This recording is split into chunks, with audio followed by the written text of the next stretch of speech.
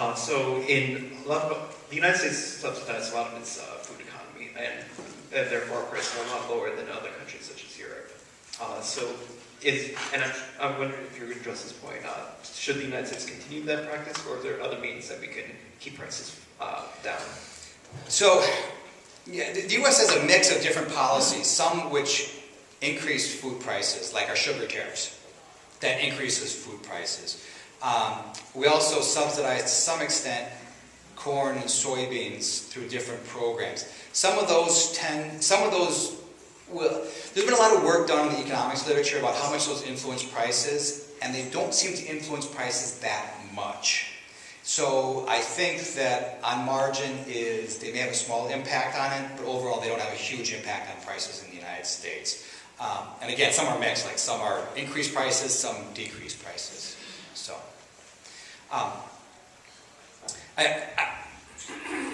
if I was giving this presentation in another context, like if I was talking about global food security, I would probably have a slightly different perspective on some of these things, and I had to look into it a bit more.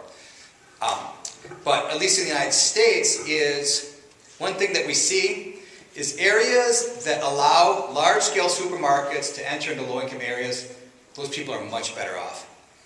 One of the best things that can happen in a low-income community is to have a Meijer or a Walmart or a county market or something move into the community, because you get lower food prices and all these other things.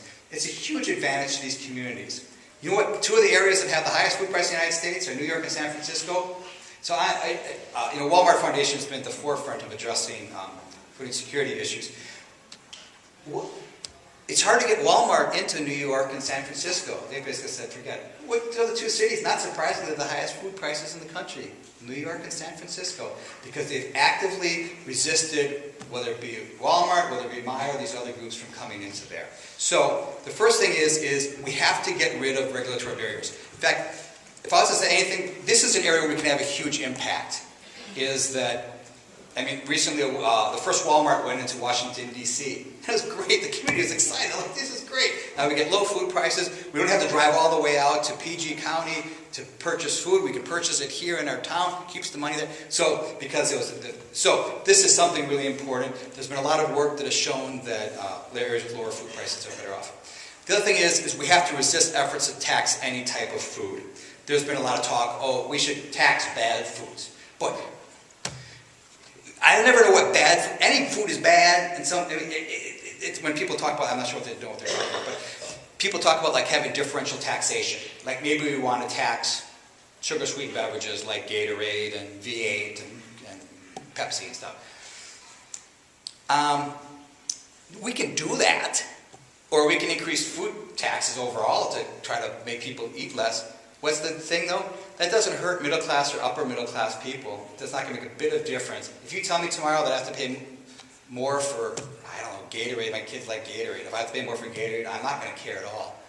But it will cause damage to poor people who have to pay more for their food. And who are we to begrudge somebody if they want to have a 2-liter bottle of Coke to enjoy with a movie on Friday night? I don't understand these food police nanny type people who want to increase taxes. That hurts poor people.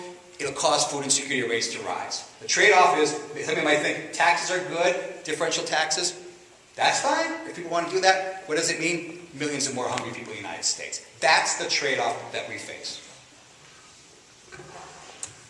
I'm sorry for bogarting, but obviously I disagree about the Walmart theory too. I think that if you look at the property taxes in those two cities, you probably have a large component of why the costs are so high. And I think there's another way of providing low-cost food to people other than having these low-wage structures where the people that work there have to be on food stamps. But I wanted to ask you a broader question about the U.S. agricultural system. Maybe it's not apropos, so don't answer it if you don't want to. I'll give you a caveat. But I think that the carbon-intensive agricultural system that we have in the U.S. is fated for a comeuppance, and I think we should be looking past it and thinking about what we're going to do when we've fracked everything we can possibly frack, and we can't get the inputs that we used to be that we're relying on in such a cavalier way. So I realize that's the gauntlet that's drawn on that one, and I'll turn it over to someone else. Thanks. So, okay, so with respect to Walmart, I mean, there's advantages and disadvantages to any sort of company. I mean, poor people can't afford to shop at, no offense to Strawberry Fields, it's just too expensive. Or Whole Foods. I mean, those places are not feasible in terms of all this. For that matter, farmers markets aren't. Farmers market, I mean, these are great places. Well, actually, I never shop there, but if I did shop, I'm sure it'd be great. I don't go to farmers market. I'm sure these things are wonderful.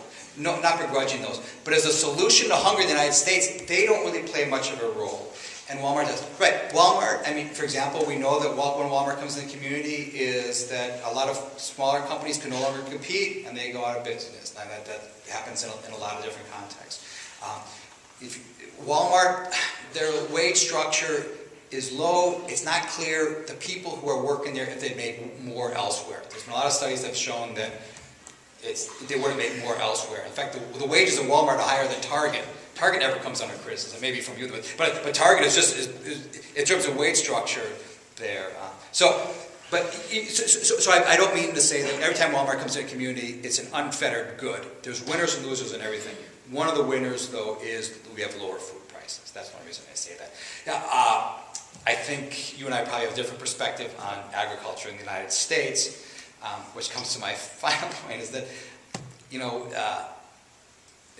we have a lot of exciting things we can do with agricultural technologies that I think we should be continuing to pursue to address both food insecurity domestically and internationally. So that's some of that. Now, I want to then turn to this final point, and I want to do this really briefly because I have to go soon, but I would also like to take questions if people have them. One perplexing thing is about half of poor Americans are food secure. In other words, despite having very limited incomes, these families manage to get enough food. It's for a number of different reasons, but one thing we found in the study was financial management skills had a huge part of it. Now, I make mistakes left and right over the course of a year in terms of different stuff, okay? But I'm lucky. My family's still going to eat even when I make these mistakes. I'm thankful every day that that's the case. If a poor person makes even small financial mistakes, that can mean whether or not they get 21 meals a week or 19 meals a week. Okay? So I think that helping those with financial management skills who are wanting to get this information would be good. I think that this is something that we can help facilitate through our food pantries, through other things. In fact, Conagra Foods Foundation in Omaha, Nebraska, they're putting together a program to expand financial management skills to people throughout the Omaha community. That's something exciting to be able to see. So I think that through different programs we can try to encourage this, and I'd like to do that. So these are just some of the ways that we can address food insecurity. So what I always tell people is instead of saying, oh, we can't do anything about food insecurity until we get poverty rates down, or we can't do anything about food insecurity and get unemployment rates down. No, those would be great things, but in the meantime, there's tons of things that we can do with respect to policies and other things to help ensure that we try to reduce food insecurity rates in the United States. So, thank you all again very much for your kind attention to what I'm talking about today. I know maybe not everything you agree with me on, but I do appreciate you respectfully listening to me, and I really appreciate it. And I have about 5 minutes for questions if people have other questions, and I can entertain them. I can take your questions, not entertain them. That's not my job. Well, I did come in a little late, so I apologize if you covered something like this, but I just wanted to say that it seems to me that one problem with food insecurity is people don't know how to grow food anymore. And, I mean, where do you start with that? With community gardens and things like that, and teaching children in schools to grow food.